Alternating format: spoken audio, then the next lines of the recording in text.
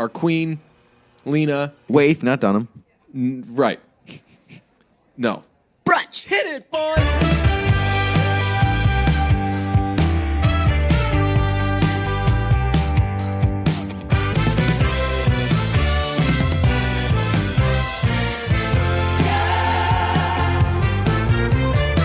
The present sucks, Dawson. Why does the present suck? Because if she didn't expressly ask for a Peloton, then it was a very rude and problematic thing. Very, very bad present. Very bad present. I've probably said this on this podcast before. That was such an intentional. Hope we don't get owned on this. Really? One You thing. think so? I think so. I think that. I don't know. I think that they had to know there was going to be backlash, but it was like a Not harmless really. enough thing where they could say we're going to keep showing the commercial. I don't think so. Like, it's hard for me to think that they imagine this happening just because, like, it's not new to have some, like, commercials for exercise equipment being given for Christmas. And there's no real controversy there. Yeah. There really isn't. We've had this discussion, like, the fact that there is quote unquote controversy over the guy giving his wife a Peloton for Christmas. Maybe she asked for it. Right. That was maybe it's the skeptic in me, but when I saw that people were mad about this, I was like, I don't think he was like Being a I don't dick. know this guy. Yeah. Like, she was like very in shape at the beginning of it. I don't think maybe she just likes riding her bicycle. Right. So she could have asked for it. He could have thought like, hey, like this is a good excuse for us to get a Peloton. They've got kids. People I know with kids love Pelotons. Of course they do. They are crazy about them because they say that you can't. If you're home with the kids, there is absolutely no way you can work out or exercise or anything. Like even if you want to do some like home stuff and you got weights and everything, it's a whole clunky endeavor. But if you're like, hey, while the kids watch this TV show, I'm going to ride the Peloton. And now this sounds like an ad for Peloton because I'm pissed. I'm not a Peloton guy. I'm a boutique studio class guy. Go if you're mad at Peloton, get back at them. Take out your frustrations by going to the handlebar. Right, by going to the handlebar or whichever local class place there is, whatever small gym. I think it's a great thing. And if you got a job where you don't necessarily like Pete, you could go your entire day without any human interaction, correct? I usually do. I am extremely jealous, and that's my off days. I had the other day. I had Tuesday off, and last night my coworkers were like, "Yo, did you speak to anybody that whole day yesterday?" And I was like, "Nah, man."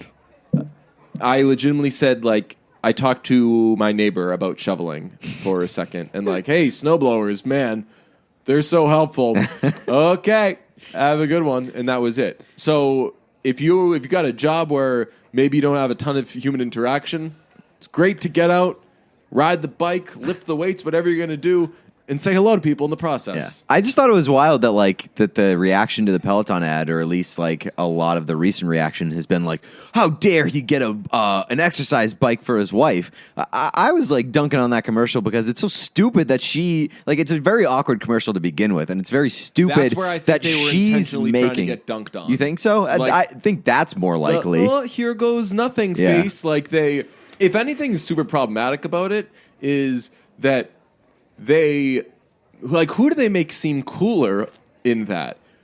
Who's the coolest spouse, person in that commercial? Probably the children, obviously, but the spouse. Not if they're being raised by those parents. The spouse getting their spouse like $2,500 Christmas present, and then getting a video back, or that's tough exchange. Or the person who gets a $2,500 present makes a video back, and in the process is like everyone's mocking her. Like, here goes nothing face, right? Yeah. Everyone's taking the screen grab. Yeah. I laughed very hard at someone I know posted when he asks me if I know who Van Halen is. Oh, my God. It was like here goes nothing. So, I don't know. Like dunk on Peloton all you want. I'm just a little skeptical. I think that they knew that in 2019, people are going to have an issue with a husband getting a wife exercise equipment, regardless of whether or not that couple wanted a Peloton. Did you see my tweet about it with the lady's face? No. And it was photoshopped in the tweet from that lady who made up the script for sexting. Did you see that one? I did see that. And I photoshopped that into like the screen of the bike. And it was like, bought me my first ride. I'm very, very nervous, but I'm excited. And it's just the script of the I've been having some sexual thoughts about you, and I'd like to share over text if you'd enjoy that. I've got questions on the whole sexting front and the whole script front. Do we know that these two people have actually had real sex with each other? No, I think it's just a general script. If you want to sex somebody, no matter start what. with this script. Yeah. Man, it's preposterous. That's wild. I think that tweet has good intentions because she's like, ask for consent for all sexual encounters. Yes, of course. And obviously, you should not be trying to sex somebody who like there might not be consent there. I'm saying, is he like, hey, I'm not saying that there shouldn't be consent, but like, for hey, that Uber ride. I've been having. Like, you can't just throw like a sex there, but I don't know. I saw that and I'm like, I think it's a well-intentioned tweet, but too often nowadays we're just avoiding we're taking weird routes around just having a normal person-to-person interaction with somebody. Yeah, well, in general, like this talk like a human. Won't shock you. I don't think I'm a huge sexter. That is a stunning development. I don't believe I'm big in the sexting game, but just like, I don't know, that I'm left to say, like, are these people who are going to actually have sex with each other shows you where kind of the world exists in 2019. I suppose. Shout out True Affection by Father John Misty off the classic album I Love You, Honey Bear. Says, when can we talk with the face? Instead of using all these strange devices, seems like you and I need to have a crazy conversation. It wouldn't be that hard. We get along so well, sentence by sentence. It's a trial run. Think I can show you how? Or something about I can give you true affection. So don't necessarily do the sex thing if you're not doing the sex with that person. I don't know. Maybe I'm old-fashioned. If you're not doing the sex, don't add the T. Right. Well, that's the thing. Like, it's super weird. Like, if I don't know, now we get to relationship advice from these two bozos, but I don't know, like, why are you sexting somebody if you're not going to or are having sex with them? It's true. Yeah. Wasn't there that story that came out, like, kids these days don't want to have sex anymore? They just want to sext? I don't know if it was they just want to sext. I think it was like they're just not having sex. Right. I think it was like they just want to, like, play video games. Well, I read in Aziz Ansari's modern romance book a couple of years ago that like that happened somewhere in Asia where like in one of those countries they just didn't have any desire to have sex. Man, which is, I mean, good for them, I guess. Like, sounds like a cool place. Probably making good decisions. Get more stuff done. Yeah, getting stuff done, not making bad decisions. Like I feel like the root of many bad decisions is just the desire to sex. But I don't know. I thought that tweet, though, is like one of the best tweets ever because like there are very few of those tweets that get all peoples to come together and unite and be like, wow, this sucks. That was one of those tweets. That is true. It does take a lot for everybody to be on especially board. On Twitter where everybody wants to fight. Right. That just stinks. I've said it before. I've scaled back the old Twitter and responding to like mean people. Jeff, somebody, I retweeted something. Oh, I retweeted Jeff's favorite albums from the year. And a guy with like an American flag and a baseball glove in his. I know where this is going. Like, Carly Rae Jepsen, are you kidding me? It's like, yes. He likes Carly Rae Jepsen. Carly Rae Jepsen's a very popular artist, and he enjoyed it. So Jeff went back and he was like, I'm sorry, this isn't about an American flag or. Oh, no, the guy's Twitter bio was like, sharing my thoughts on America and baseball. Like our favorite pastime and the Boston sports media. And Jeff responded. He was like, hi, just seeking clarification here. Was this tweet about America, the national pastime, or the Boston sports media? And the guy was like, typical Twitter. You can't have a real response to this, so you're just going to make fun of me. And I'm like, the argument could be made that you started this by trying to make fun of him. So everyone's pissed at... it's Monday and people are pissed at Peloton. It's Monday and people are pissed at Billie Eilish, except here's the thing. Nobody was pissed at Billie Eilish. That was another very Twitter thing. So the thing came out. Billie Eilish said she did not know who Van Halen was, and everybody's saying, would you cut her a break? Would you give her some slack? Cut her a break. Would you cut her some slack and give her a break? She's 17. Biggest quotes in the world because she's 40. Yeah. I saw that there was... A lot of people are like, wait, we're still doing the Billie Eilish is 17 thing? Get out of here. But like, people are like, would you give her a break? She's 17. It would be ridiculous to expect a 17-year-old to know a band whose heyday really came in the 1980s. That would be crazy, or the 70s and 80s, I should say.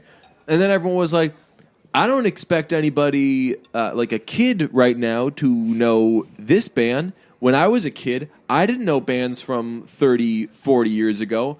Here's a little newsflash, folks. Nobody was actually mad that she didn't know. Like, did you see one person that was like, "Fuck off, Billie Eilish"? You don't know who made it. Everybody. This is again. Here's an appropriate response. Oh wow, that's really surprising that Billie Eilish wouldn't know who Van Halen is. But I don't think anybody was like, "Get her." That's what I'm saying. But everybody is reacting to this. She didn't know Billie Eilish crowd that doesn't exist. Nobody was saying.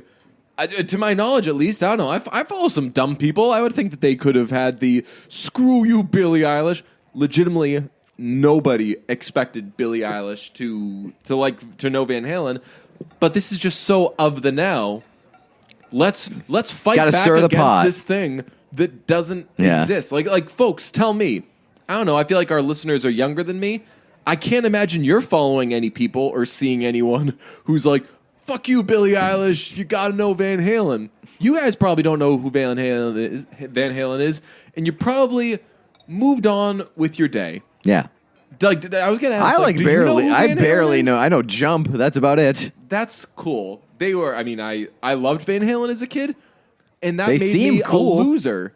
Yeah. I don't know how cool they are. I mean, I don't know how cool a lot of music that I listen to is, but Van Halen seems like it might be up my alley. Right, and apparently people have learned from this that Billie Eilish doesn't know like any music. She doesn't claim to be a fan. That's of fine. anything I don't except, care. Like, Justin Bieber, which cool. I don't care. Who is it? Why can't I think of the kid's name? He was really hot for a second. Lil Yachty. Oh yeah. Is that his name? Something Yachty. Yeah, Lil Yachty. Yeah, he had broccoli with the drum. He, I think, was very big on that. People are like, hey, so... what were your influences? Right, like, what were your influences? You must love, I don't know, like... How old is he? He's a kid, He's pretty young, yeah. Right, so who would they ask? Like, would they say, like, you must be a fan of, like, Nelly or something? Or is that even too... No, I think that's probably... I don't know, maybe like 50 Cent or somebody. I don't know, whoever they asked, they were like, hey, so you must be a big fan of this. And he was like... No, like I don't really listen to a lot of rap music or something. And people were like, I mean, it's surprising, but you don't. I mean, who cares? Yeah. Like you don't. I don't read every hockey writer. That like I read some of them, but I'm not like. Oh yeah. If somebody's like, who are your favorite? I don't read too many. Right. I think that happens with a lot of people. Like where they'll say like, who's your favorite hockey player growing up to like a young hockey player? And maybe hockey's a bad example because it's such a community for better or worse. But I remember I had friends in college who were on the football team, and I was like, oh man, you must be, there's a huge game in the NFL coming up this week. And he'd be like, oh, I don't watch a ton of NFL. Like as Jim Halpert said in the soccer episode of The Office, like I'm more of a player than a watcher. So like whatever, who cares what Billie Eilish listens to? She for sure is not 17. But who cares what she listens to? I mean, you know who probably hopes that she's 17 is Drake. Because did you see that stuff? Why is he? He's hitting her up on the text line. Yeah, he's really. Yeah, he's the quote unquote grooming again. Yes. Yeah. That was a term that. That's a term that exists. It's a thing that exists. Right. Yeah, and that was brought up when they found out that he was texting Millie Bobby Brown. Right. And wasn't a fan of that. No, and now that it's like doubled down. Like I also don't think that Billie Eilish is 17 years old, but apparently Drake does because he's texting her. What I still don't really understand the story with Billie Eilish. I guess I feel like I've done research on this, but bad guy, is like the really big, huge smash hit, right? She's also got that song "Bury a Friend" that folks are so fond of. But I feel like she's been around. She's been around for a couple of years, like at least 3 years? 3 years. Because she did the thing where she revealed that she was texting Drake was the Vanity. There's like a Vanity Fair series of videos where they interview the same artist for over the course of 3 years, and they ask them the same questions every year in like a separate sit down. Oh, okay. And so it's kind of cool to like be able to compare their answers year after year, especially for Billie Eilish, who's since blown up. Right. But yeah, like was clearly a thing back then. So you say since blown up, she was big 2-3 years ago. Like I remember people would say like, "Hey, are Probably you going big to in the Billie certain Eilish circles." concert?" And it was like at a huge venue. And I was like, oh, I just know that Billie Eilish. Like, I knew of Billie Eilish, like I knew of Ariana Grande before I really knew a lot of her hits. I'm like, yeah, but this is like she's like stadium tour big now. She's gone mainstream. Yeah, but I mean, hell, if you're like, I don't know where Billie Eilish was playing. Not necessarily the Garden, but like a big venue around here. And I remember thinking, I was like, what are this person's songs? Yeah. So Billie Eilish, kids, let us know. Billie Eilish has been huge for kind of a long time. I wouldn't say huge. And I don't know what she was. I think she was. I could be wrong. I mean, you're probably right. She's probably going to be nominated for Best New Artist in a couple years. Yes. So that means she's been around for. I also at don't least get her. 15 I don't years. get her at all. Oh yeah. I'm not trying to hate or anything. I'm not really a fan. I will say the bad guy song works amazing on the Bombshell trailer. Oh yes, I did think It's that. very, very good on the Bombshell trailer. They played it in reverse order. Did they start off with the end part, or I think they played. I thought it was a different song at the beginning. I think they were playing the end, the Kendrick Lamar-esque section, where it just takes a total right turn and goes into like a sounds like it's a different song. I think they were playing that in the beginning, and then when the stuff's really starting to Like heat when up, it's they play spicy, the pre-chorus, like the. It's like right after the part where Roger Ailes is like, "You need to prove it." Oh yeah, and John Lithgow. He looks horrendous. Right. I mean, I guess get it, but trying like to make you look as horrendous as possible, you're going to end up looking horrendous. Does that movie look good to you? Yes, I'm very interested. Yeah, I mean, I don't know if it's necessarily going to be like a really good movie, but I'm very interested in it. That's Jay Roach, right? I don't know. I saw it and I was like, this is Adam McKay. Is that the guy's name? Yeah. I was like, this is going to be an Adam McKay movie. But it's not. A, Margot Robbie's in it, and B, It doesn't look satirical enough to be an Adam McKay So that's piece. the thing. When I saw it, I was like, I'm guessing this is like a very satirical thing. But then as the trailer goes on, I'm like, this seems like a down the middle drama. People would have blasted that movie if you like gone satirical on that. Really? Why? I don't, because like that's a very hot button topic. thing. Yeah, especially Yeah. right now. Like I think enough time has I don't passed. know, being satirical about Like, Dick Cheney. yeah, I know, but that I was think pretty enough time has serious. passed that like you might be able to get away with it.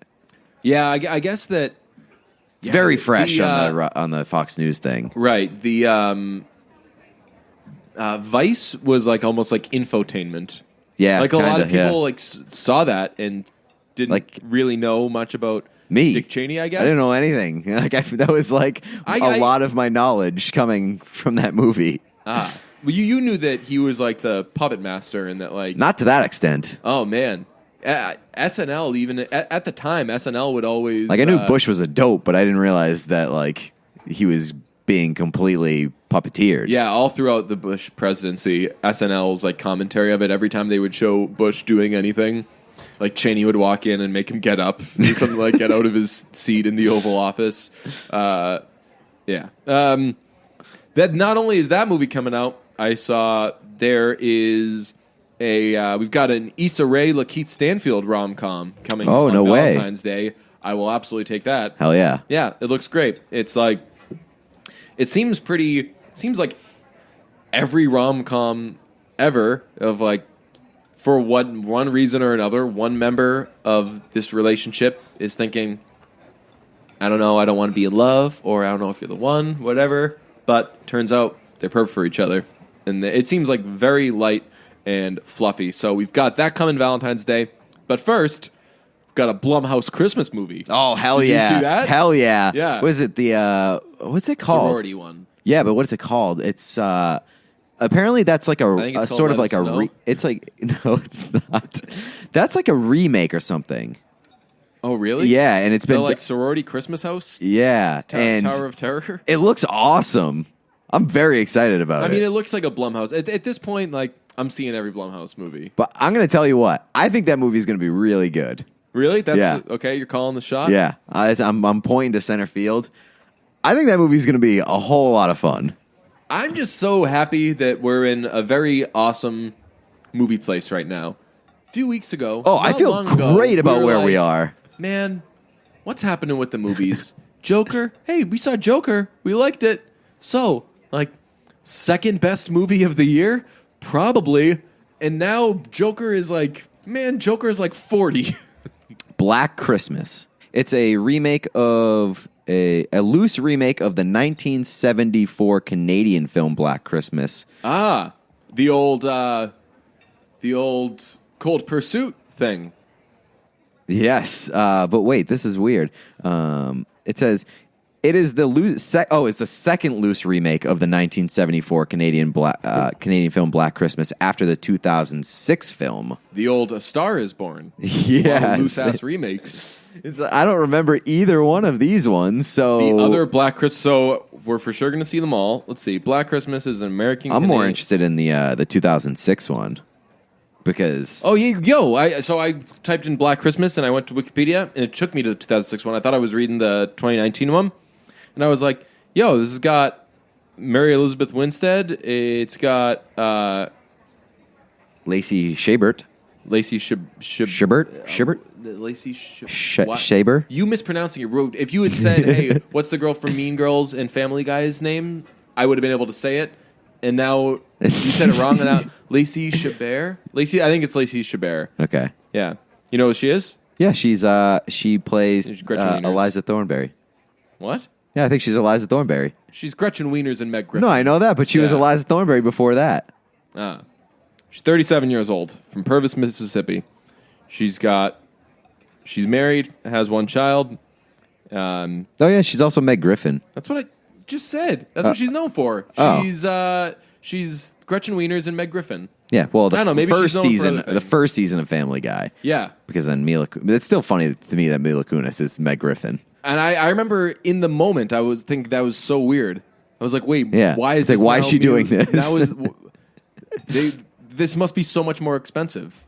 Yeah, seriously. Yeah. I'm sure that 1,000 years ago I looked up why. Maybe it's part of the joke that that Mila Kunis is so hot. And the constant joke is that Meg is hideous. Okay, so that could be it. But I'm very excited about 2019 Black Christmas. It looks pretty badass. Yo, listen to the plot of 2006 Black Christmas. If I were to tell you that in the first sentence has the word jaundice, would you be surprised? Yes. Well, Billy Edward Lenz, a boy born with severe jaundice, is constantly hyperlinked jaundice, is constantly abused by his hateful mother, Constance. With the help of her lover, Constance murders Billy's father, Frank, on Christmas Eve 1975 and buries his body in the house's crawl space. To prevent Billy from talking, she imprisons him in the attic. Years later, Constance attempts to conceive another child, but realizes that her boyfriend is impotent, hyperlinked. She goes to the attic and rapes 12-year-old Billy. What? 9 months later, Constance gives birth to their daughter, Agnes. Oof. Constance uses the occasion of Agnes's birth to further reject Billy, and her boyfriend believes he fathered Agnes. On Christmas Day 1991, this is 16 years later? Damn. Billy escapes from the attic and disfigures, hyperlinked, just kidding, 8-year-old Agnes by gouging out her eye. What?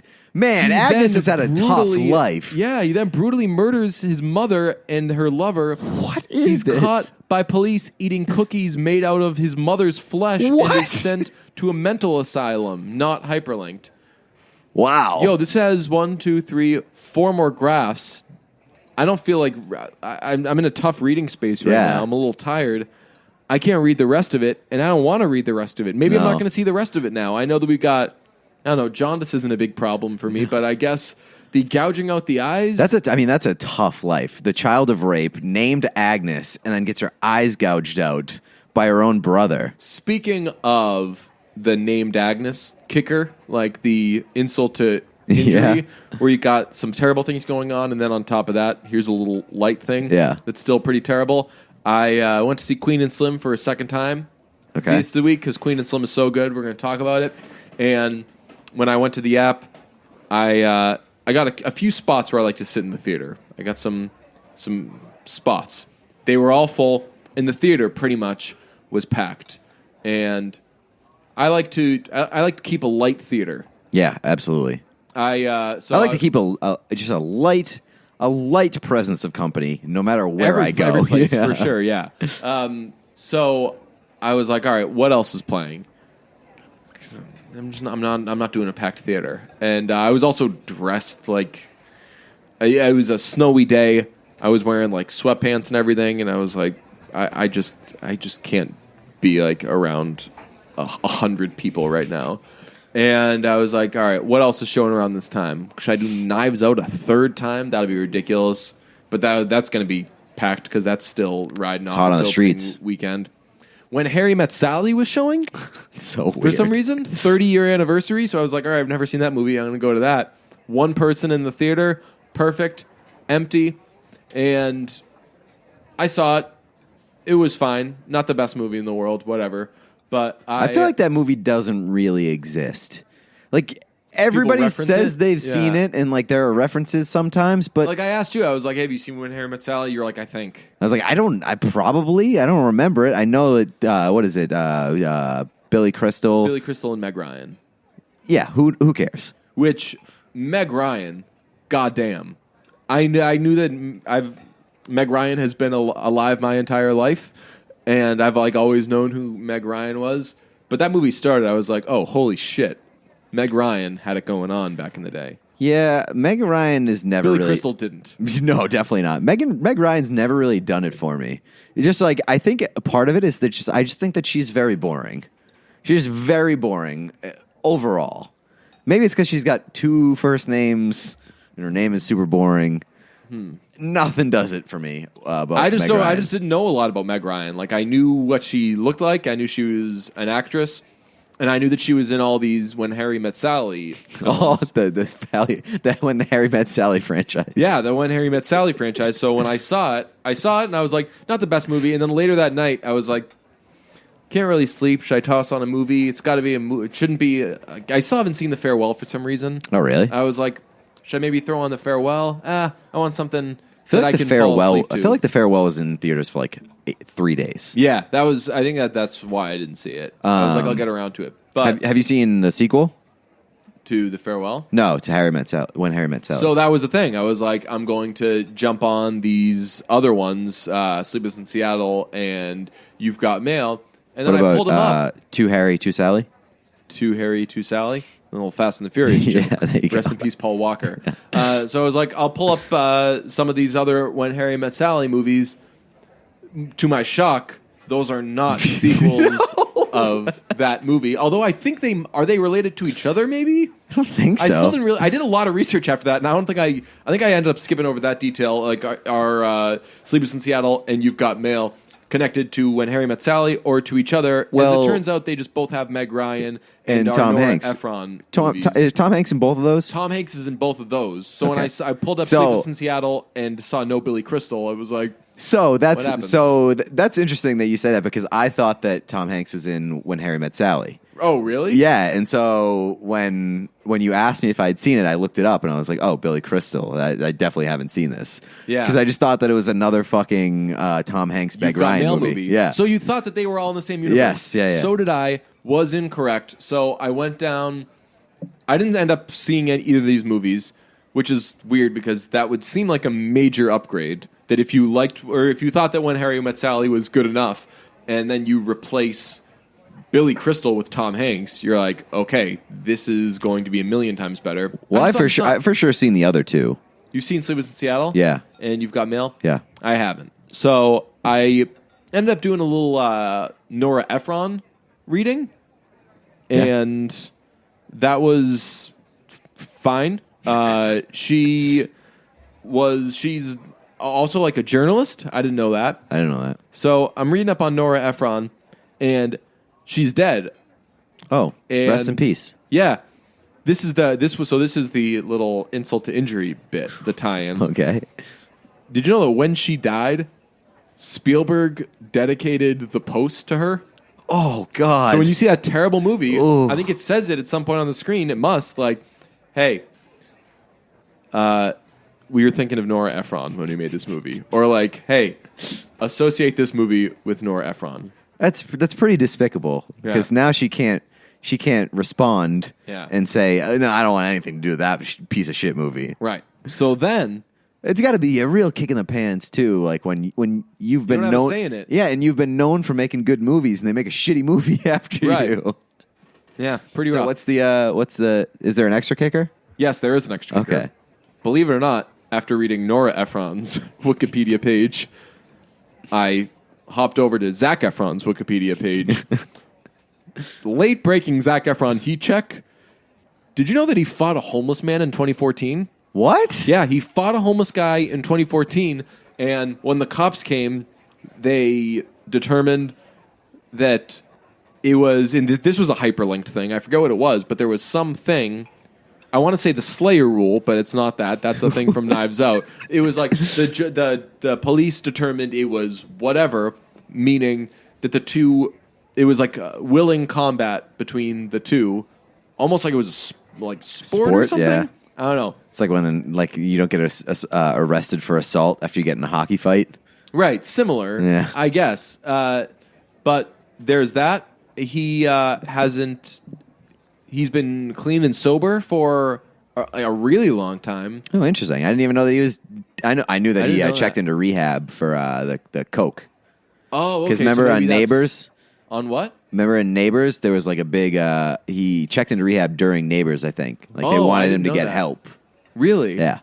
That's interesting. That shows the acting chops that he plays a lot of like hard partying douchebags when method actor. In reality, he's I don't know. I guess for all we know, he could still be a douchebag. People weren't super crazy about his thankful for Martin Luther King and a million Instagram followers post. So that's a little 5-year-old Zac Efron heat check. I really need another one of these these profiles of somebody that we like where it stirs up controversy. Like it's been so long. Yeah. Well, there's the Miles Teller one was so juicy, and I love discussing that. There's the Chris Martin thing. Oh, that one was. That's not even he's like lightly explaining away. Like when I was a young man, I was homophobic. Yeah, but he was so weird. And it was so unnecessary. And like, I'm sure that maybe in his head he was like trying to get somewhere, but he didn't get there when it came out of his mouth. And I don't know why like a lot of these places ran stories about it because he didn't really say anything. Yeah, well, I don't know. I think that he was at least he was acknowledging something that for real that exists. Yeah, that, like if a kid's like into art and I don't know, likes music, likes singing or whatever. Like when he grew up, when I grew up, people would be like, "Oh, sounds gay." Yeah, you must be gay. Like if you do theater as like a middle schooler and stuff like that. When we were talking about Good Boys, right? I was gonna say so Good Boys made me feel very good. Yeah, because I was like. They address that stereotype. Right. It seems like that stereotype, which, if you think about it, is like top 3 stupidest and most inaccurate stereotypes. Yeah. But it seems, I don't know, like I'm not currently a child. It seems like that stereotype and that stuff doesn't exist anymore. But yeah, the Chris Martin one was a little weird. We saw 2 Smash movies. What do we see? We saw 3. If we want to talk about Knives Out again. Well, because we had a very careful discussion about Knives Out. I wouldn't even know if I'd call it a discussion. We kind of just like tiptoed like crazy. We like touched the water and we were like, too dangerous. I'm not going to go in. Right. Knives Out was the best. When I saw it, I thought that it was the best movie of the year. Immediately put it at number 1. I thought that was a little generous, but yeah. Since then. since then, Queen and Slim has taken over the top spot for me, but Knives Out is still like right there. I've since seen it a second time. It's excellent. The thing that I could have acknowledged last time that it just didn't really stand out to me, but I loved it so much the second time when what's Ana de Armas' character's name? I forget. Marta. When okay. Marta is coming clean to the whole family, and then Benoit Blanc steps in to break it up. He comes in like very like declarative and goes, "Excuse me," and it's the funniest thing in the world. I think that I just kind of took it matter of factly the first time I saw it, and I laughed out loud in the theater the second time it happened. Okay. Also, there's a very strong setup to the funniest part of the movie. There's a knife scene. I guess if we're still not trying to spoil it, but there's a knife scene late in the movie that early on in the movie is set up for you. Okay. He says, a character says about another character, he wouldn't know the difference between two types of knife. Yeah. And that didn't register with me the first time I saw it. Yeah, I caught that the first time. So as it was happening, and also some asshole in my theater, like in the final scene, or so I don't know if we want to cut that up, but like in the scene where that joke sets up, some asshole in the theater was like, "Oh, I got it," and so like before it was actually revealed, stinks. Yeah, I didn't. And when you see the knife scene unfolding, it's very slow and it's very awkward and it's very funny. And I would hate if I didn't get to experience that. Yeah, that stinks. Have you? How many times have you done Knives Out? Just once? Just once. I want to see it again. Yeah, I'll probably see it again. I'll probably see Queen and I'm definitely going to see Queen and Slim in theaters again. We saw The Irishman. Everyone had their kind of reaction to that. I don't know. I saw it. I feel like The Irishman is experiencing some serious La La Land. Oh, you liked this, you fucking loser. Second wave stuff that. I mean, I didn't appreciate that with La La Land, and I don't appreciate it with The Irishman. I don't know how many times we've discussed this, but like everything has to be the fucking best, or it has to be the worst now, and there's no middle ground. And I really liked The Irishman, and everyone who saw it initially said they really liked it. Like when I went into I didn't really like The Irishman, and as I was watching it, I was like, "Oh, DJ, you asshole!" Like that I wasn't really enjoying it. I was like. But could you understand what's my move? why? Am I going to lie and say that I really like this? Because I don't want to be the only person that didn't like it. And but did within you, a couple of days, you everyone understand? was like, what kind of fucking loser liked The Irishman? I was like, hey, hold it. But like for me, there are those movies where I'm like, oh man, I'm not really liking this, and like a lot of other people are. Yeah. You could see. Oh, I absolutely could see how people would love it. Yeah. I could see Okay. how people would hate it. Yeah. So I mean, like I don't understand like how people would. I guess I could understand how people would hate it. It's very slow and it's long. Yes. So like. I get it, but like... And there's so much fat that could have been trimmed. And when you got a 3.5 hour movie, it better not feel like 3.5 hours. That's why I liked Once Upon a Time in Hollywood. It was long, and it didn't feel long. Yeah, but for me, though, like, for me, it's 3.5 hours, and there's probably some things that could have been trimmed, especially towards the beginning. The beginning is really slow. But for me, I didn't come away... It did feel like 3.5 hours. I'll give you that. Yeah. But the last half flew by. Oh, so the last, I will say, hour, I was like, all right, oh my god! I guess we'll officially get into it now because like this was your takeaway that you. So if we're gonna break it down into like thirds, okay, the first third is a lot of setup. First third I liked. Really? Yes. I think the first third is a bit of a drag. It takes a little while to get its feet going. But that's what I like in Scorsese's movie. I like when they're just sitting around, having glasses of wine, doing a job, shooting somebody, then sitting back down, having another glass of wine. I wasn't sitting there being like, "Oh man, this sucks." I was just kind of waiting for something to spin. So once it got to the second third, we'll say, which would be Jimmy Hoffa, I was like, man, this is a Jimmy Hoffa movie, and you didn't get to Jimmy Hoffa until, I don't know, an hour and 15 in, an hour and a half in, right? Yeah. I'm like, man, that's weird. You're making it seem like Jimmy Hoffa this guy's work with Jimmy Hoffa is just like a little part of the movie, and I'm guessing that's not what it's supposed to be. And then by the time the movie was over, I was like, yeah, this movie was about this guy and Jimmy Hoffa, and they made it feel like you're expecting there to be just like a little Jimmy Hoffa, and then it goes on to something else. Yeah, but so like I understand where you're coming from, because it is like the Irishman and Jimmy Hoffa, like their relationship. Yeah. But it's also, I think, equally as important to establish the relationship with Joe Pesci's character. And I thought that that Robert De Niro's character and Joe Pesci's character had a really interesting relationship too. Yeah. And so it's sort of like a love triangle movie, if you will. I mean, you're never going to get a complaint out of me with a lot of Joe Pesci. I love Joe Pesci, probably of all the people in that movie. Mm-hmm. He's my favorite. Maybe that's being the Beatles fan that says that you say Ringo. George is your favorite, so you sound cool and enlightened. I would imagine, though, that of like that trio of De Niro, Pacino, and Pesci, he's probably I guess third. A lot of people would say that they like Pesci the most, but I think that they'd acknowledge that the two titans there are De Niro. Right. If you got to put two into like the acting Hall of Fame, you're probably doing De Niro and Pacino. Those two, although I don't know, I don't know anything about acting or movies or anything. How good an actor is Robert De Niro? Was Robert De Niro good in this movie? I don't know.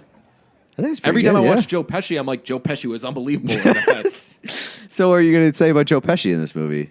I have no problem with a lot of Joe Pesci. That's fine. Yeah, and I thought that all the performances in this movie were very good, with the exception of, we have to talk about it because it's like been the scene. Yeah, I didn't have a problem with the de-aging, by the way.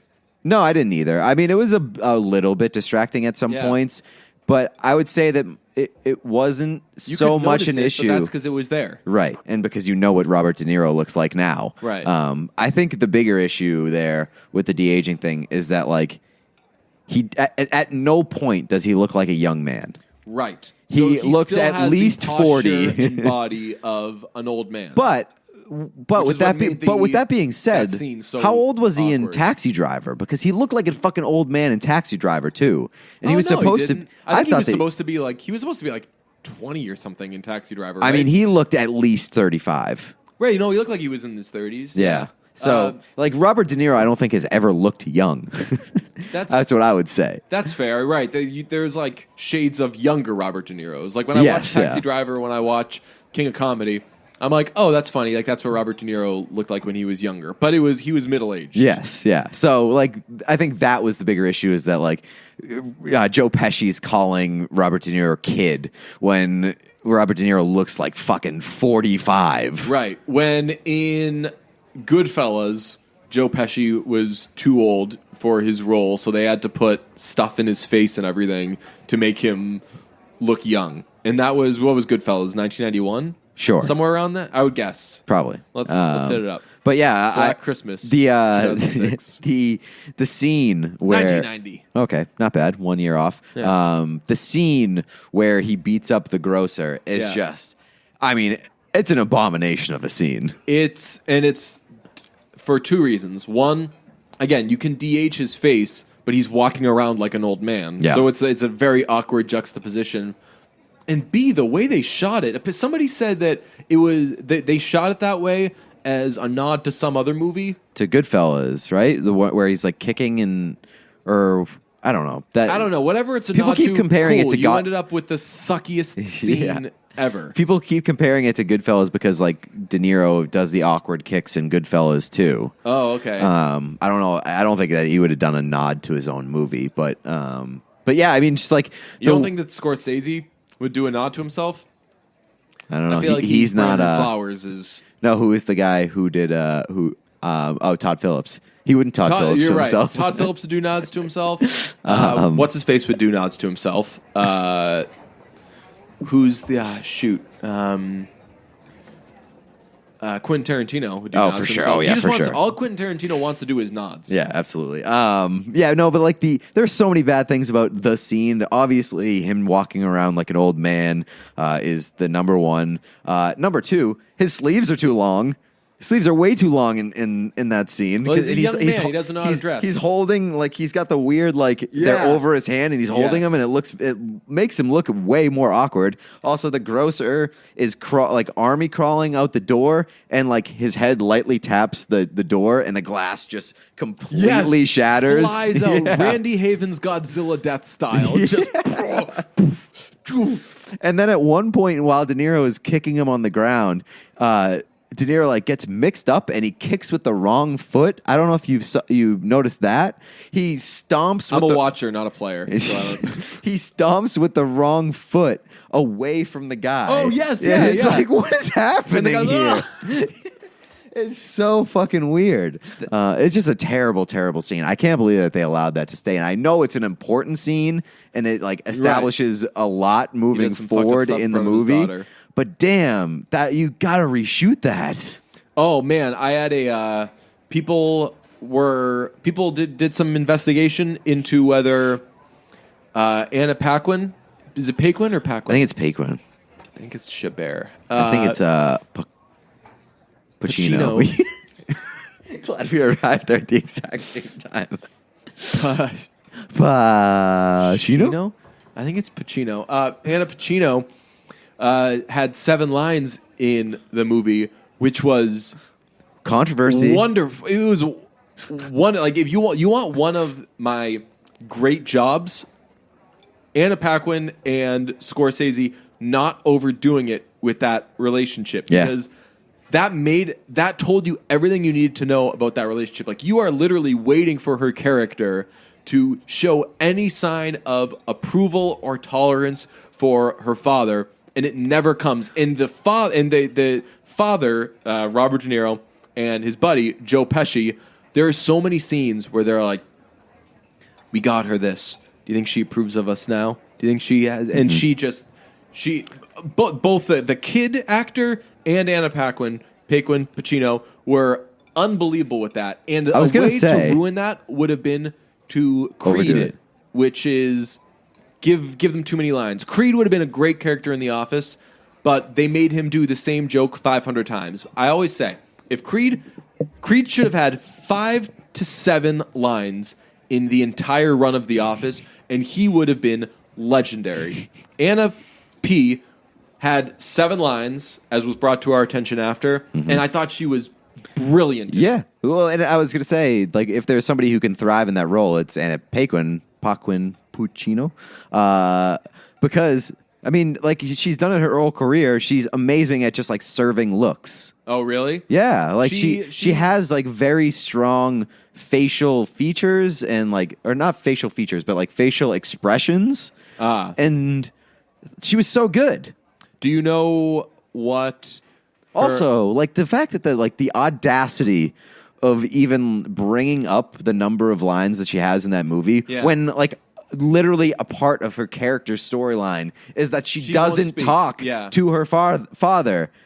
Like, what are we doing here? I sort of understand it with when it happened to philosopher Kyrie Irving. It's all about the likes and the clicks. Anybody who writes up, hey, she only had this many lines in the movie after seeing the movie. Right. I think like knows that's they're your being takeaway? A little disingenuous. But I think that they know, like, hey, if we do a post that says, how come she only had 7 lines in this? People, I mean, if I hadn't seen the movie, I would have been interested. I would have been like, wait, this is a 3.5 hour movie. You got a great actress and she's only got 7 lines. This better be some, like, Jonah Hill, Wolf of Wall Street. Hey, I just want to be in the movie. Pay me anything. But I'd seen the movie and I was like, oh, her character didn't speak. Yeah. So I think that it's more playing to people who didn't see the movie, because I would have been curious and I would have taken the bait, if you will.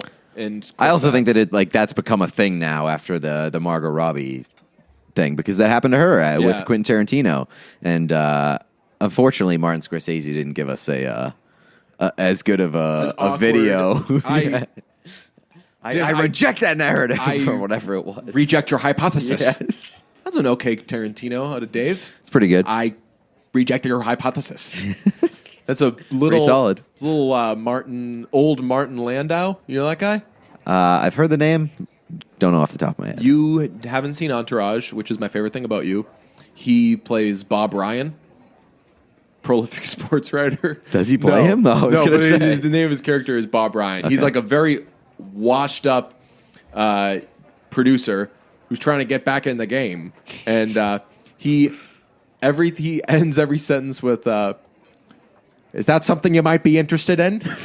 Oh my god! He's also in what's it called, which I saw recently. Rounders. Is this the guy from Scrubs?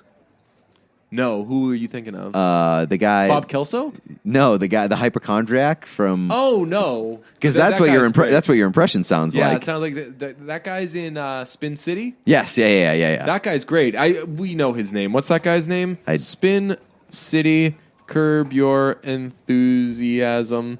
Scrubs. I think he's also in Toy Story. Hypochondriac. Yeah, he's got to play the T-Rex. Would it be? Is that Richard Kind? Richard Kind, yeah. Who does he play in Toy Story? Toy Story. Oh, it says he's known for Pixar films such as Toy Story 3. I'm pretty sure he was in Bookworm? Why am I thinking of who plays the T-Rex? That's the guy, the bald guy, the goofy bald guy. Oh, that's the Princess Bride guy? Yeah. Okay. Rex. Oh, he's a dinosaur. What? You didn't know? Yeah. What? I'm kidding. Oh, you motherfucker. Yeah, so The Irishman, one of the interesting things for me was that you didn't like the end. Yes, that was my big thing. Did we need the 40-minute to an hour-long coda? Oh, and I cannot feel where more Martin strongly. Scorsese gets to say, "Oh, I know Action Bronson. I put Action Bronson in the movie." I care about Action Bronson. Hope you're good, dude. Wish you all the success and the best. In that moment, I don't care to see Action Bronson if it's going to make this movie any longer. Yeah, I mean, I understand that. Like, they did get a little over. Good job by him. Yeah, and also, what's his name? The comedian, Sebastian Maniscalco. Oh yeah, he was pretty good. Big, isn't what's his face in it? Jim Norton. Jim Norton was in it. Yeah. This is a lot of cameos. Big week for musicians in movies. Who else? Action Bronson. Yeah. In The Irishman. Yeah. Oh, Sturgill Simpson. Sturgill Simpson. Yeah. Playing a very challenging role in Queen and Slim, and Flea. Yes. Yeah, that's right. Queen and Slim. Yeah. That I think is. So I, not to brag, not to tell any tales out of school, I did some light texting with our queen, Lena, saying... Waith, not Dunham. Right. No. The one that doesn't throw dogs away. The one who is... I don't know. I guess that if you were to say, hey, great... maker of great television and now cinema, Lena. Who am I talking about? I bet some people would be like, oh, Lena Dunham? I got to tell you, I texted Ellen. I was like, "Oh, I'm at the movies." She's like, "What are you seeing?" And I was like, "Queen and Slim." Lena wrote it, and she was like, "Dunham?" And I was like, "Oh my god!" Oh no! There is after I gave her the description of the movie too. It was like a young black couple on a first date, kill a cop in self-defense, and then they go on the run. And I was like, she was like, "Oh, that sounds interesting." I was like, "Yeah, Lena wrote it," and she's like, "Dunham?" No, imagine if Lena Dunham wrote that movie. I would not trust Lena Dunham with that story. But I did.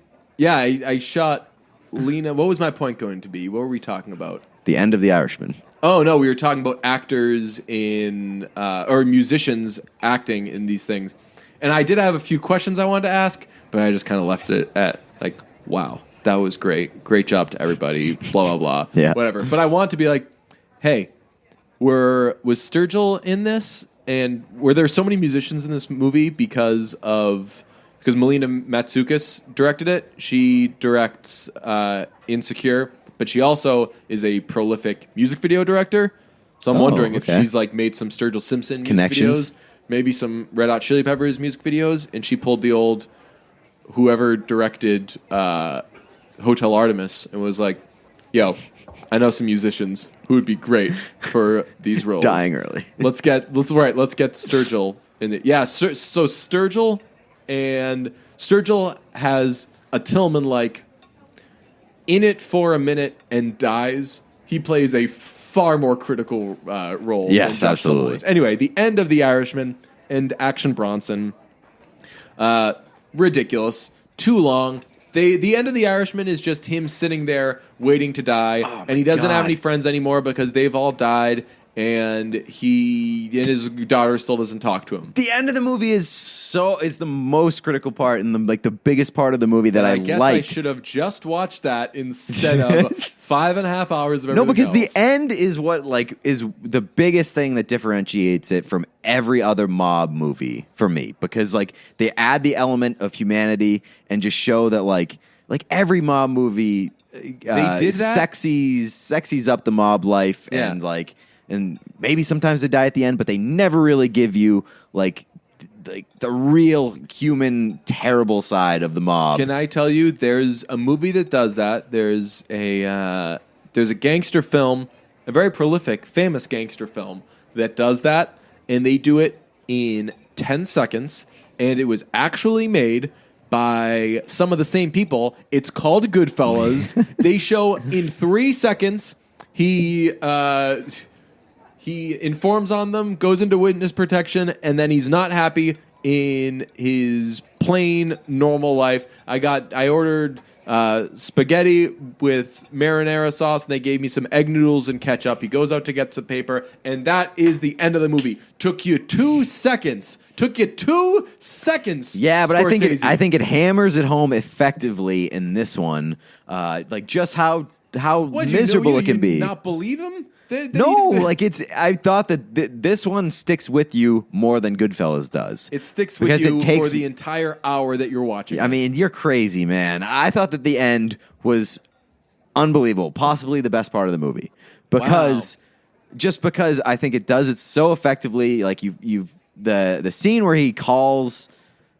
I don't know if we're spoiling, but the scene where he makes the phone call. If you haven't signed up to watch a 7.5 hour movie by now, you don't care. The scene where he makes the phone call is so good and just is, I mean, then all the fallout and how fucking terrible their life has become is, I think it's amazing. It wasn't the best phone call scene of the week.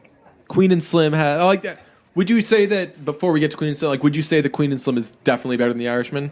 Yes. So I guess it doesn't say much then, because if Queen and Slim is better than The Irishman, then the things that Queen and Slim does is probably better than stuff that The Irishman does. But the point I was going to make was Queen and Slim has a way better phone call scene and a way more... Which one? When he calls his dad. I don't know. I disagree. Disagree. And I knew it was going to happen in that scene. Can we just start talking about Queen and Slim? The Irishman overall. So you said that you really liked the movie. Very good. I said it was good, B-, C+, whatever. I think it's a little low. I'd say it's probably a B+. I'll watch. I won't I don't know if B+, A-. I don't know if I'll put it on again. But if somebody has it on, I won't dislike watching it. Yeah. There are parts of the movie that I liked. I just think that overall it was just kind of muddy for a Scorsese movie. I'll say B+ to A-, and I will revise my initial statement that when I said I can't wait to see it again, because I haven't seen it again, and it's just been readily available to me. You want to run through some Scorsese movies and say better or worse than The Irishman? Sure. Let's do it. Okay. Goodfellas. Better for sure. Better than The Irishman. So we'll say The Irishman was better or worse than this. All right. Was it better than Goodfellas? No. Better than Taxi Driver? No. I think, yes. Really? Yeah. I'm not crazy about Taxi Driver. I liked Taxi Driver a lot. I think The Irishman's better. The Departed? I'd say The Departed's better. Departed's better. Raging Bull? Haven't seen. Haven't seen it. Wolf of Wall Street? The Irishman's better. I think The Wolf of Wall Street much better. Really? I think Wolf of Wall Street gets hated on because it's so douchey. Yeah. But I guess there's a part of me that I like I don't know, it's like someone who watches horror movies. You don't like horror, but I like it. But I think that there's a lot more fat that can be trimmed off of The Wolf of Wall Street than there is. Both have tons of fat that can be trimmed. Casino, not even close. Yeah. Casino's a million times better. The King of Comedy. Have you seen that? No. I think I saw it. Yeah, you saw were it gonna for see Joker. It, and I was like, I'll explain it to you. Yeah. And we never got around to it. It's good. Mean Streets haven't seen. Shutter Island. Shutter Island's very good. See, like, I think that Shutter Island's good. Do people shit on Shutter Island? They might. I had just seen it for the first time, like maybe 7 months ago. Very good movie. I saw it in theaters, and I was like, damn. Yeah. I haven't seen Gangs of New York. Have you? No, but I've heard that movie is very, very good as well. I haven't seen The Aviator. I have. Irishman's better. I haven't seen Cape Fear. I haven't seen After Hours. That's on the other channel. I haven't seen... So maybe I haven't seen like a lot of these. The Last Waltz, I would say, is better than The Irishman. So I'd like 3 or 4 maybe movies better than The Irishman. Are you maybe allowed 5? to throw in documentaries or music videos when talking about Martin Scorsese? No. Because if you were to say like, hey... He's done music videos? Well, the Last Waltz. Not music videos, like concert films, okay. I guess. Because if you were to say like, hey, best Scorsese movie, I feel like people have said like The Last Waltz. Really? But I'd be like, 2011's George Harrison, living in the material world. Did you ever see that? That's a long-ass documentary, but it is great. I can't wait for people to ask me what my favorite Paul Thomas Anderson movie is. Little of Your... Hallelujah. It's so funny going down because I just went down Paul Thomas Anderson's IMDb page the other day. He's like basically out of the game except for Haim, right? Yes, and it's just completely like Haim.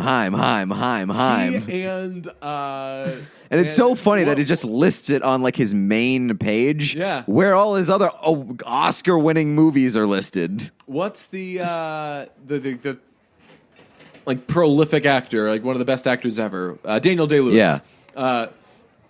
He and Daniel Day-Lewis both like hung it up after Phantom Thread. Yeah. And Daniel Day-Lewis is like, I've had a great career. This is it for me, right? He retired after that, right? Supposedly. Okay. He's supposedly done.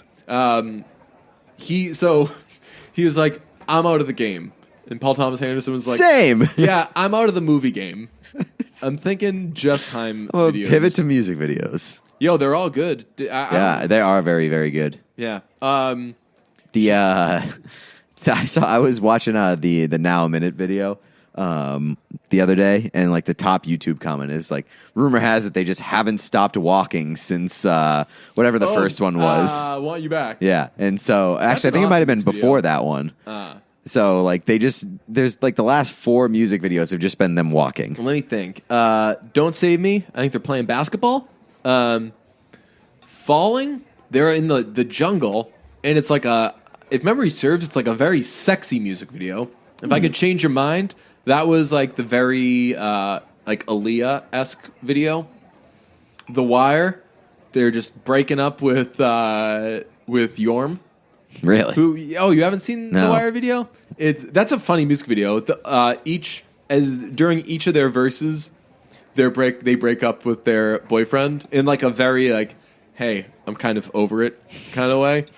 Like I think Alana breaks up with her boyfriend with just peace sign text, and the boyfriends like keep coming together and crying together, and they like the whole music video is them being very sad and trying to win the Haim ladies back. That's a great music video. But nice. Non-Paul Thomas Anderson division. Okay, so done with The Irishman. Who knows if I'll ever see it again. Before we get to Queen and Slim, which we're definitely going to talk about, you finally saw The Last Black Man in San Francisco. Yes. I wanted to get your thoughts on that. Awesome. Yeah.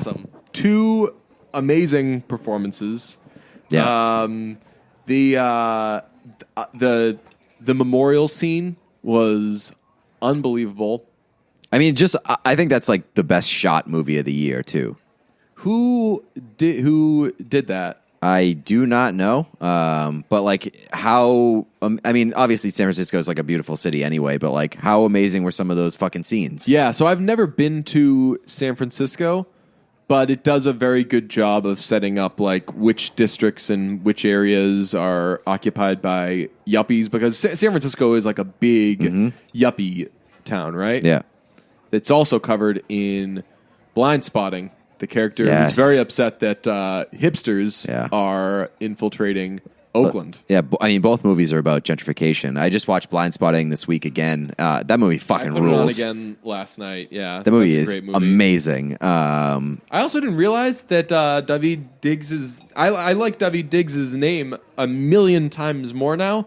That it is just the Hebrew or a lot of different countries, nationalities, languages, whatever pronunciation of David. Oh, really? But yeah, when I You was gonna start doing that? When I was a little kid, my mom would call me David. Oh, and really? I was like, "Yo, did you name me David or did you name me David?" And then you were like, Cut I'm it out, accepting 'cause neither of she's them. like, this is how like Armenians Yeah. would say it. They'd call you David. So Last Black Man in San Francisco, directed by Joe Talbot. It's his second movie. First one Wow. I have never heard of. So great job. I did know that the main character, Jimmy Fails, wrote it. Yes, I did know that. Yeah.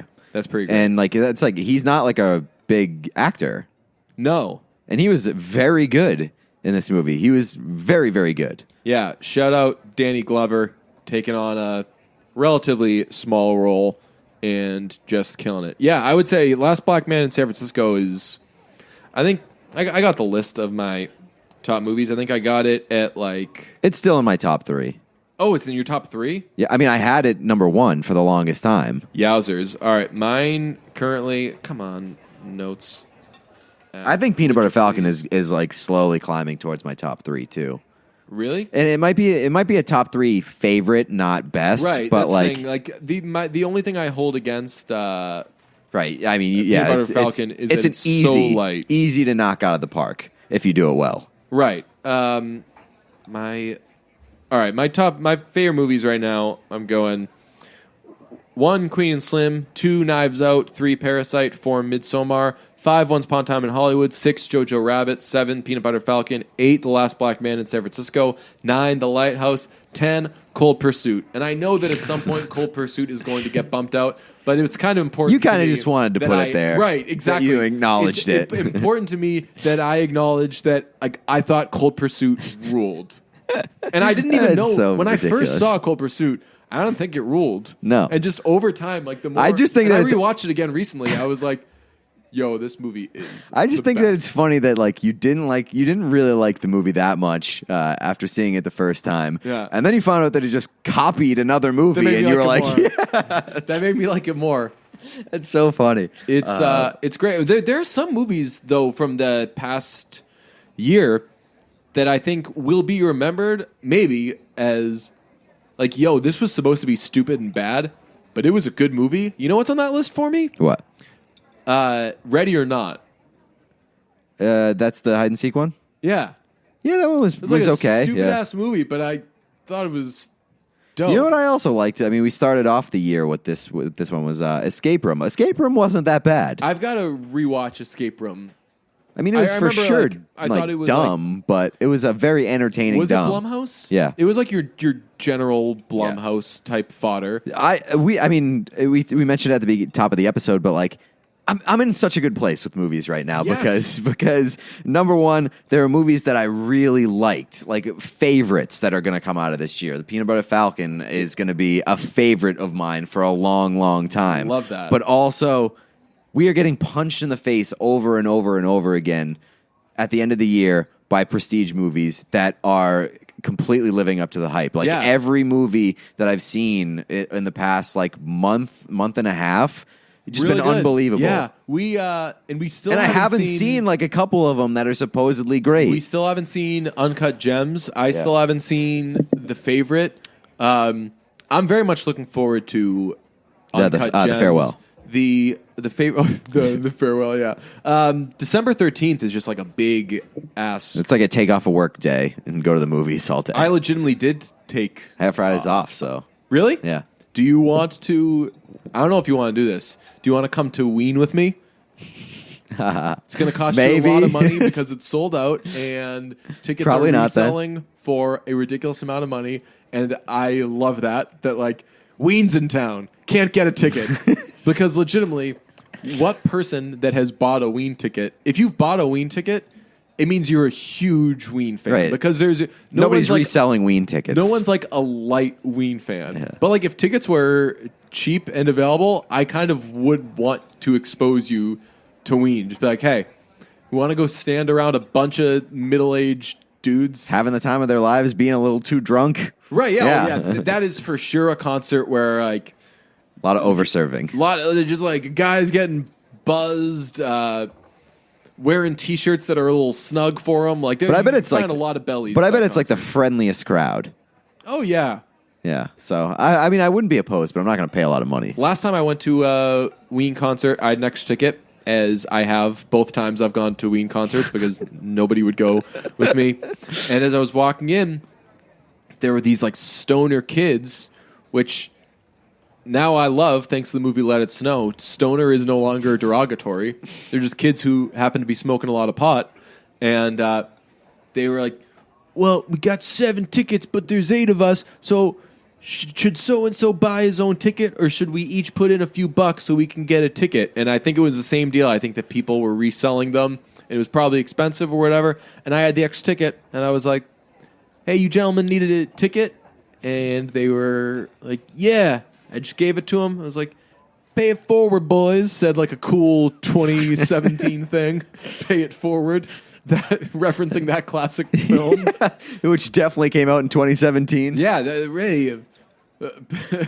Pay it forward, my dudes. And they were like, I don't even think they were like, oh my God, thanks. They were like, oh word. Cool, man. Yeah. Then I went in. I think I got some pizza at the venue, watched the concert by myself. It was great. They did a big set at the end of the show where they played all of their gay songs. It was amazing. Sounds like a good time. They played Boys Club early on, and then they played and they did a run of their hey, if you're a gay dude, just get out there, be a gay dude song. It was quite wonderful. Look forward to that. But yeah, that December 13th, Uncut Gems comes out. Richard Jewell comes out. Mm-hmm. I'm looking forward to that. You've warned me, though. I've warned you, man. Clint Eastwood movies. And don't like, get too psyched. It could be like a recency bias thing because I have such a bad taste in my mouth after The Mule.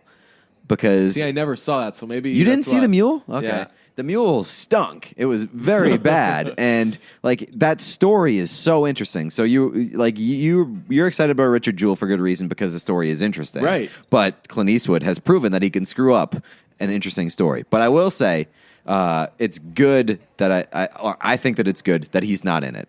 Yeah, because he was a little rough, and he's just so fucking old, man. So I'm glad that he's kind of taking a step back, letting other people steal the show. Obviously, the cast is really good. And I'm interested by the trailers and stuff. I'm just very cautious optimism going into Richard Jewell. I think that Black Christmas does come out on December 13th as well. So that could be a long day. So is it those two, and then Uncut Gems, Black Christmas, and Richard Jewell? A nice little triple feature. Should I do that? Should I do all 3 of those in one day and then go to a Ween concert? That could be a hell of a day. That could be exhausting. That's just so much. That's more entertainment, even in today's crazy world, than somebody could tolerate. Also, like you're taking a chance because Richard Jewell and Uncut Gems could be heavy hitters, right? And so that's true. And I guess we'll talk about this now with Queen and Slim, but. When I walked out of the theater after Queen and Slim, all I wanted to do was go to bed. Because I feel like I had gone 12 rounds while watching that movie. It was just like punch after punch after punch. It was exhausting. And I say that in like the most complimentary way possible because it is a heavy movie that just takes so much out of you. And that's like the biggest compliment that I can give to that movie and that I can give to Lena. If you watch The Chi, maybe like there was something that happened in that movie so painful, so challenging, it literally destroyed me. This scene. When it happened, I hit my face so hard with both hands. It was just like staring, Home Alone. Yes, I was Kevin just like McAllister. staring ahead like, oh my God, like my body doesn't know how to react to what I just saw. And then by the time it wore off, I was like, Lena does that so well. If you watch The Shy, she sets things up and you still don't see it coming. And then when it happens and when like a shocking shoe drops, you're like, I can't believe that. I don't think it's spoiling it much. If you watch The Shy, there's the character Miss Ethel. She's the cantankerous old woman who lives in the neighborhood where The Shy takes place. And there's a scene where someone shows up to her door, and I forget what he's there for. I think he's saying like, hey, like we need to take a look inside your house for this reason or whatever. And she comes to the door, sweet talks to her for a second, and then boom, like punches her and like attacks her. And these people come in and I think they rob her. I forget what they're doing, but they beat up this old woman. And you're like, oh, stop showing this. Like, I don't want to see it. And it just fucks you up so much. And I guess like 24 is like the lightest version of that, where they'll like kill off a character that you're like, oh my God, how could you kill off this character? Or like, how could you put this scene in there? Lena is like a master of that. So when you say like it felt like you got punched in the face a million times watching that movie, it's one of the heaviest movies I've ever seen, and one of the most challenging movies I've ever seen. I mean, the subject matter is super difficult, right? So that's the thing. Like, I wish that we had Lena on this episode to like ask her about certain things and why she made certain choices. But we've seen movies and we've seen in all sorts of entertainment, whether it's movies, music, whatever, them address the issue of police brutality. And I felt like I was going to do a spoiler, but I'll say like it's in the trailer. Cop pulls them over and shoots them. Yeah. A cop pulls them over, and she's a lawyer, and she says, "I'm taking out my phone to record this." And this is after he's pulled his gun on Daniel Kaluuya for absolutely no reason. Yeah. And she says, "I'm an attorney. I'm taking out my phone so I can record this." And he shoots her, and they shoot him in self-defense. And then they go on the run, as I think people know is the plot of this movie. If this movie just painted it as, all right, cops are the bad guys, civilians are the good guys, that's it, the movie probably would have been a lot more simple, but it doesn't do that. Right. And the whole time, every new character that you meet, whether it's civilian, whether it's cop, whether it's like white strangers, there's like the scene where they stay with Flea and I forget her name, Chloe Vermiglia or something. Oh no, yeah, I'm thinking about somebody different. But yeah, okay, yeah, she's good, but I forget her name. You, along with these characters in real time, are like on the edge of your seat, heart pounding. Like, are these the people that are going to fuck them over? Yeah. Are these the people that are going to help them? But it's just so well done, where every character, regardless of police, civilian, black, white, you're like, what's happening? Yeah. So like basically what the entire movie is basically you riding along with them as they're on the run, and you trying to figure out like the motivations behind all these people that they meet, and like all the people that are either helping them or tracking them or whatever.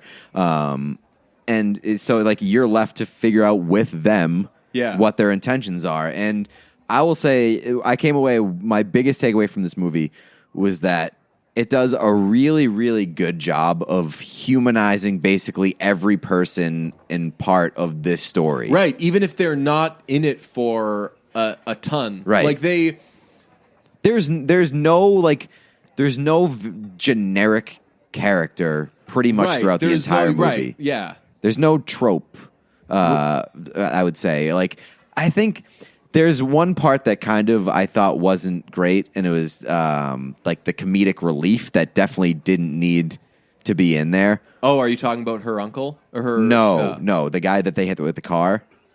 Oh, yeah. That was a little like too goofy for me. Yeah, I thought you were going to talk about the uncle. I've seen some mixed reviews to the uncle that they stay with. They're like, is him abusing women supposed to be some sort of comic relief? And I don't know if he was necessarily supposed to be comic relief. No. I think it was like, this is the only person that they can see. I didn't even take it that way when I was watching it. Like, I just looked at it very much like a lot of other characters, where it's like he's doing a very bad thing, and like he's clearly what he did was wrong.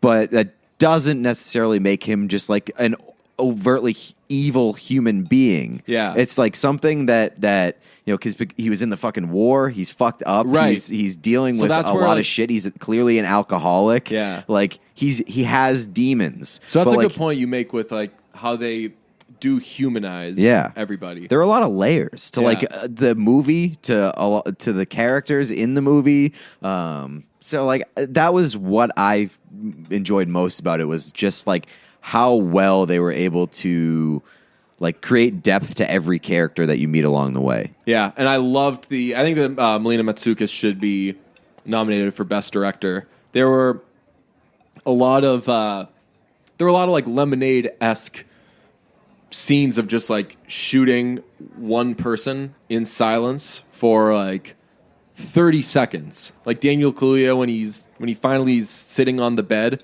right? Mm-hmm. And he's just like trying to process everything, and it's just like a long ass scene of just him in silence. Thought that was really, really good. I think that mostly. Let me see. How's this doing Rotten Tomatoes wise? It's lower than I think you would expect. Really? Yeah. Like, this could also be people who didn't see the movie thinking it's an anti-cop movie and just vote. Oh, 93 audience score. 93? I think it was 83 on 83 tomato meter. Yeah, I don't know. Like, I also I really liked Thelma and Louise. So like I guess I really like on the run movies. This obviously is 6 bajillion times heavier. Yeah. Jodie Turner-Smith, I don't know if she's newcomer, has been in other stuff. I'm pretty sure that this was like her big breakout, like her big breakout role. Thought she was awesome. I thought both of them were great. Awesome. Daniel Kaluuya is always great. And like, I think that this movie, obviously, like the subject matter is tough, and like if you don't do it correctly, right, it could be very tough to watch. Yeah. And I think that also if the performances aren't great, it's not going to come off as great as it did. And that's a credit to Daniel Kaluuya and what's her name again? Jodie Turner-Smith. Okay. And like both of them carried a lot of weight with this movie because it was so performance heavy. Daniel Kaluuya's line when she says to him, like, "Can I be your legacy?" And like the way he says, "You already are." Like I get like so matter of factly. Goosebumps says, "Yeah." Like, how did you not like? Yeah. Oh my god! Like you already are. That was one of many. There were a lot of fuck me up moments. I mean, and I know it doesn't technically count as a jump scare, but there are a lot of like, oh my, like shocked me. Like I jumped in my seat because I did not see it coming. The riot scene. Yep, that's one of them, and then the end one. This was, again, I'm going to see it more times. Extremely difficult movie, but I'm going to watch it a million more times. And it's the movie that's made the biggest impression on me this year of any of the movies. So it's currently in my number one spot. I think that really the top 4 right now of Queen and Slim, Knives Out, Parasite, and Midsommar has pretty strong separation from everything else. But yeah, cannot stress enough, go see Queen and Slim. Is there like a funny or lighter note we could end this on? My tight 5 on Queen and Slim. No, I'm just kidding. I did not do a tight 5. But no, I would say that this movie is very good. I wouldn't say that it's my favorite of the year. I wouldn't say that it's the best of the year. I think it's probably in the top 10, and maybe it gets pushed towards the back if a lot of these movies coming up live up to the hype. Yeah. But like, it's for sure in the top 10 right now, and I really, really enjoyed it, and I think that it did an unbelievable job with the difficult path that it. Like if we talk about the Peanut Butter Falcon having such an easy path to nail it, like this movie is very, very difficult to fucking nail, and I think that they did as pretty much as good as a job as they could have. Yeah, so that's what I'll keep going back to. Like, it is unbelievably difficult, and especially like when you say like the subject matter, but like this isn't a movie that's being made about police brutality and cops abusing their power in 2019. That's being made in 2075 when we look back on 2019 and say like this is what people had to go through in 2019. This was a movie about now, made now, while everybody's trying to figure out how the hell do we make this world better, and it could infuriate anybody so easily, and I'm sure that it wasn't for everybody, and I'm sure that some people have and I'm sure that people went in looking for those reasons to take away too. Maybe people went into this movie and they were like, "This is a serious subject. You better get this exactly how I want you to get it, or how I think that it should be made." Yeah, and I think that people go in knowing what they want it to be, and if it is not exactly that, then a lot of people are going to have a problem with it. Right, and like as I said at the beginning of the discussion, like maybe some people want it to be all cops are bad, all civilians are good. Maybe some people want it to be it's just underscoring that there was just this one really bad cop. Maybe some people want it to be a million different things, and I'll say again, I wish Lena were here. She has to know when she's writing this movie that it's people are going to disagree with it, and that it's going to be, and even if they don't disagree with it, like it's going to be challenging as fuck for people, and that she tells that story anyway in amazing fashion. Like I cannot say enough good things about this movie. I loved it. Again, maybe you'll watch it and you'll be like, that was the most difficult thing I watched. I can't speak for the rest of my life. It hurt me so much. Then apologies. It's a very, very heavy movie, but if you can stomach it, really, really, really see it. Here's a lighter thing we can edit on. Jeff Goldblum did an over-under. I don't know when he did it. I just came across it. It was one of the suggestions, and he did it completely wrong. It was the best thing in the world. The Pitchfork overrated, underrated thing. They did like, okay, I don't know, like, are ovens overrated or underrated? And then he tells like a 75-minute story about right. It's the best. And he's just sitting there looking absolutely unbelievable. Clearly was given no direction on this, or he probably was given and direction he didn't on listen. This and just didn't listen. He was like, I'm Jeff Goldblum, I've got this. And it is most important, see Queen and Slim. Second most important, watch Jeff Goldblum's Over Under.